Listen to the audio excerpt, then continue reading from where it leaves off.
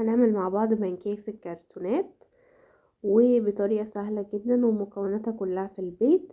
تعالي نشوف مع بعض هنعمل ايه. عندي نص كوب من اللبن الدافي، وعندي كوباية دقيق، وعندي بيضتين ورشة فانيليا وبيكنج باودر برضو نص معلقة. هنرش رشة ملح.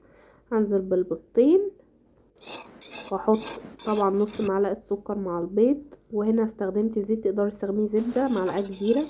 هتديلهم تقليبة حلوة كلهم الخليط ده كله مع بعضه، وتنزلي بيه على الدقيق بتاعك لغاية ما يطلع معاكي بالشكل اللي هوريهولك ده.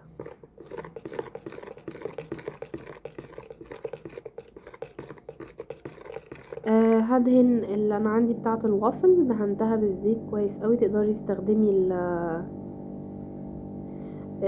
يعني الصينية العادية وتدهنيها، بس تكوني موطية النار وتدهنيها برضو عشان ما تلزقش لو الصينية بتاعتك بتلزق يعني.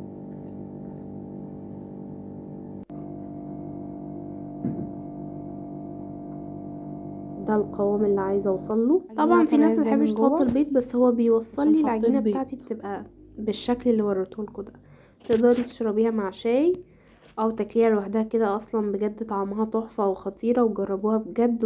ورشه الفانيليا دي مديها طعم كويس قوي بجد.